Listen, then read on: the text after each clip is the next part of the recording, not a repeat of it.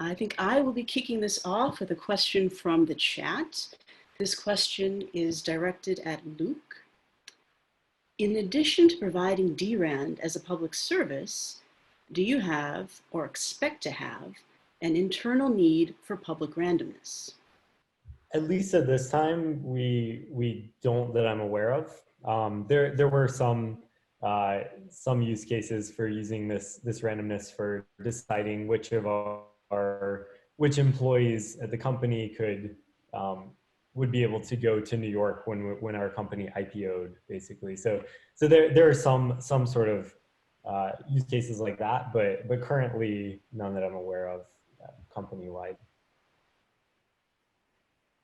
Mostly we want to provide this as a service. Thank you. The next question, also from the chat, is directed at Wayne. Yes, there we go. If DRAND is provided as a public service, why did Tyrion choose to run your own node? Because we wanted to be part of the infrastructure. We want to be part of the community of people who are supporting this. We're Chainpoint is an open source initiative, and we just think that it's important for us to be able to be part of the infrastructure. And that was one of our complaints, or the shortcomings of the NIST randomness beacon, is that there was downtime for a service that we had a reliability on a third-party provider, but by running something ourselves, we could provide at least some guarantee that our machines could talk to the machines that we were running. We have the next question, also from the chat, is for Alejandro. What was your experience getting non-technical individuals, like politicians or government officials, to understand the pretty technical considerations around bad randomness and the advantages of using a public beacon? Well, in my experience, the only thing I can say is that you have to take it slow. You have to start with the basics, start with a very simple explanation that usually what it means is that let's, first of all, trust us, trust the University of Chile, trust this organization. And then once they start doing that, they realize, wait, how do we know you are not lying? And then you move to the next step and say, okay, perhaps you don't have to trust a single entity. You want to trust a collective. Okay, that's good. So it takes a while for people to go from something that they really don't see a problem with the randomness, just they need randomness, to the point in which they realize different type of the qualities of randomness. So in my experience, that you have to just take it slow, do prototypes little by little, step by step. Don't try to move too fast all the way down, because especially politicians don't see it takes a while. So a lot of patience. Sorry, we would love to move faster, but sometimes you have to move slow enough for people to realize potential attacks. They realize potential problem for them. People might be, they are fully aware when people accuse them of essentially putting the thumb on the scale. Okay, they know that, and they want to, but they don't know exactly how to move that to elsewhere, to a different entity. So you have to just take it slow, and I can do this for you, and then perhaps a lot of people can do this for you. Perhaps there is infrastructure. Look, this is designed in a way nobody controls it. You can rely on that. Many people are relying on that. So that's my experience. Thank you very much for that answer. The next question will be asked live by Jeff. Jeff, are you with us? Yes, I'm here. Go ahead. So I'm Jeff Coleman from Alpha Ventures. My question is for Nicolas. Usually the primary design separation between sort of the classic distributed protocols and the more blockchain style crypto-economic protocols is whether or not you include more fine-grained economic incentives and rewards and punishments, things like that. Is this a design element that DRAND plans to include in the future, or is avoiding those types of design elements a specific objective? Yeah, so historically, I've been, let's say, I started to implement DRAND after we had a collaboration with Dfinity, which is using kind of the same technique to provide randomness on their chain, but it's effectively implementing the whole blockchain with all the crypto economics parts. And the thing is, there are so many blockchain and other systems that needed randomness, but no one was really, most of them were just assuming we use a secure source of randomness, but there was no system at the time that could provide it. And so I started to code this DRAN as with a specific design in mind, that it should only provide randomness, and it should it should only do this, like do it very well in the Unix philosophy. So it's a specific design objective to not do anything else, and to not have any crypto economics design part. So you can think of it like as DNS servers, as NTP servers, as Tor relay servers. It's not run on the crypto economic part at all, and it works. I mean, it works pretty well. So that's the basic goal, to become as a foundational internet service, not necessarily tied to any blockchain, not necessarily tied to all this complexity layer above here. Does that answer the question? Yes, thank you. Okay, our next question comes from Doug Hill, and it's directed at Alan and Will. Doug asks, are you using an OAuth token to uniquely identify the participants? So for group members, the group members each have a TLS-based certificate of the DNS name corresponding to their organization that is used for a mutual TLS authentication between the different group members, and that's used for after the IP-based whitelisting, how the DRAN group itself is communicating. There's not an OAuth level access. Thank you. Clear answer. The next question we have is from Vas in the chat. It's directed at Luke. And Vas asks, wouldn't some of the random processes correlate in the League of Entropy, given an exogenous event? If there is an earthquake, then seismic in Chile and the lava lamps in Cloudflare would exhibit a correlation, perhaps?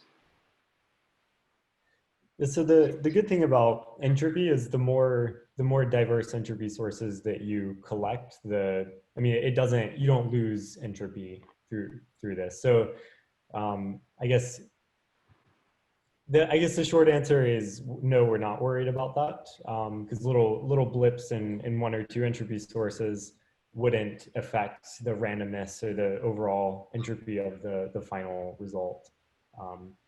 But yeah, so even just separate machines getting randomness from dev-urandom, unless there was a bug in the implementation, then we wouldn't be concerned about a correlation like that. Thank you. The next question, also from the chat, is for Alejandro. And the question is, what are the next real or physical world applications for randomness beacons beyond what you've mentioned already in your talk? Well, there is a couple of them which we haven't mentioned. Is that there's one class of application that has to do with transparency, but for scientific experiments. There's an old controversy about people faking the experiments and so on. And we are talking with certain groups of scientists to be able to commit to a particular experiment and in a way that they can do the sampling in a fair way. So let's say the chair of a journal can know exactly the whole thing. It has more transparency. Whatever is reported on the results.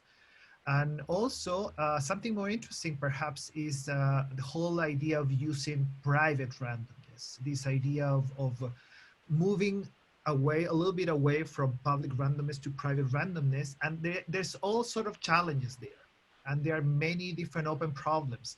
And I think it's something we will need. And we are looking for different ways to provide it in a way that, let's say, small devices can get it and people can get it.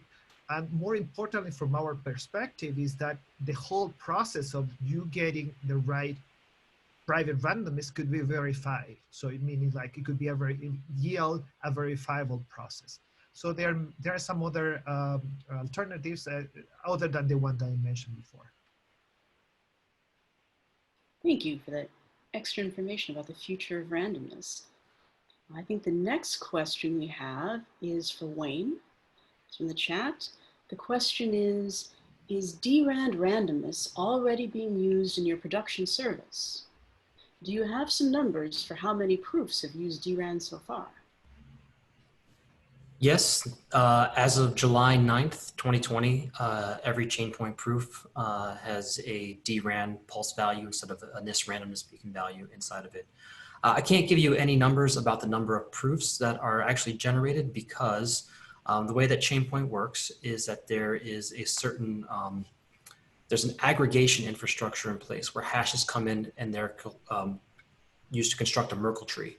And the root of that Merkle tree is the only information that is sent up to the certain nodes that are in the network. So that root value of that Merkle tree could represent one hash that's been sent to those nodes, or it could represent millions that have been sent to those nodes.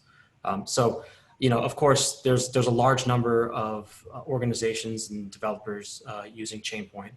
So it's some, you know, reasonably large number, but I couldn't give you a number. Thank you. The next question is for Nicolas. And the question is, for a certain number of nodes n, what is the value t chosen in DRAND? Does the security model assume that nodes could act maliciously?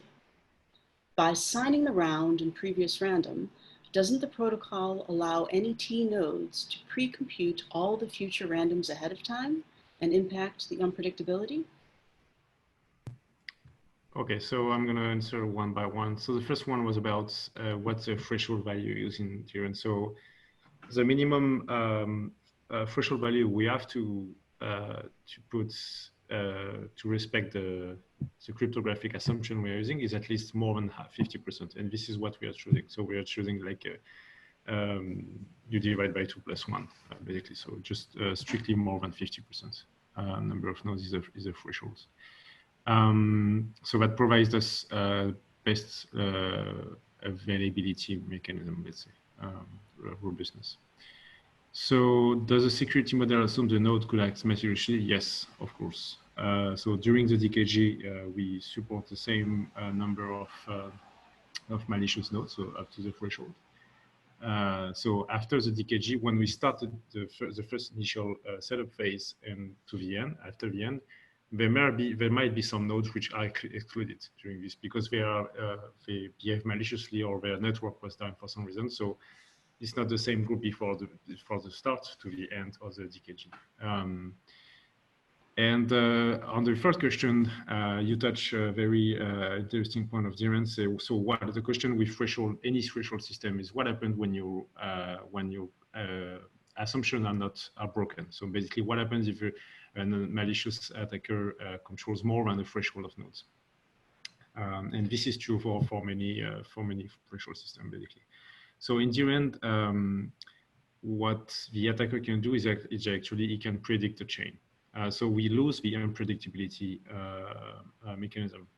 However, we do not lose the bias. We don't lose the unbiasable property. That means even if the attacker knows for some time the chain, he cannot bias it in any way because the chain is already kind of since we don't inject entropy into it, the chain is already kind of fixed.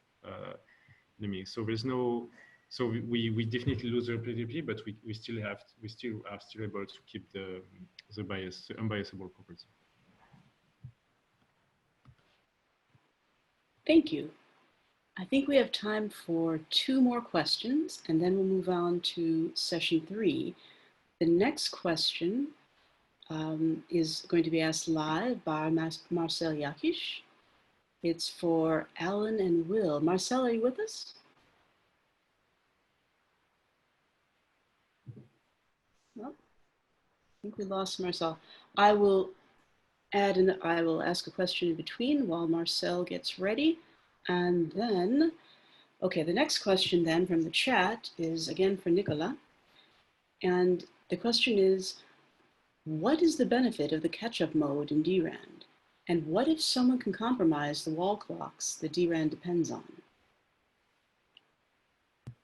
So I guess it's an insider question because I didn't talk about catch-up. It's a nice question. So the catch-up mode in DRAND is when the network was down for some time. So basically, there was more than a threshold of honest nodes which were not alive and could not send the randomness out or aggregate enough randomness. And so in DRAND, we keep a consistent time to run mapping. But when it's when the network doesn't produce in randomness, there's no randomness produced anymore. So when does it? When the network is back up, so all the connection, all the necessary connection, the minimum number of necessary connection is online again, is effective again. Then nodes will generate randomness faster than they should to be able to catch up at the right time, at the right round corresponding to the current time. So the benefit of the catch-up is to still be able to provide this time to run guarantee. So in most of the time, the DRAND, you can associate a timestamp to any DRAND round. When DRAND was down, there's going to be a few rounds which are going to be created later than what the timestamp should be, not before. That's a guaranteed assumption, but at least, but maybe later. And then as soon as they caught up, the chain has caught up to the current timestamp, then this guarantee is started to be back online. So this allows for applications to be able to determine exactly which one they want to use at which point in time. For example, in FIC1, we have a one-to-one mapping between which FIC1 round which DRAND round will be associated to which FIC1 blocks. And this is a very nice solution and very easy to understand. Very easy to process about, to reason about for analyzing the whole security of the consensus protocol. Thanks again. I think I'm going to go ahead and ask Marcel's question, and that is to Alan and Will. What happens if more than n/2 nodes become Byzantine? Is there a cryptographic or crypto-economic mechanism to make sure the generated value is truly random? So I think this is somewhat similar to the question that Nicola just answered. If you break your threshold assumption, so over the threshold number of nodes, they still cannot provide biased or incorrect random values, right? So they are able to reconstruct future random values on the chain. And so that unpredictability thing is something that they now have access to. But if they distribute a Byzantine value, so something that is not actually the signature, then clients that get that value, when they attempt to verify it against the public key that they're hopefully distributed with, or that has come in at sort of the beginning, will know that that is not a valid signature from the group key. And to be clear, they can sign anything, right? Because they control the full threshold. But what they can't, each element in the chain is the signature of a sort of known value that is deterministic. So they can't sign some arbitrary message and have that message be the expected message for that round. The message that you expect for each round is the round number and the previous randomness. And so if they try and make a message that they sign that's anything else, the client knows that that's not the expected derivation from the previous round, and that the chain is not progressing in the way that it's expected. And you can verify that by itself, even in that failure case. Thank you very much. And with that answer, I think we'll close out this session of Q&A. Thank you to all of the participants in the chat and the Telegram channel for some really great questions. And thank you again to our panel for some really great answers following some really great talks.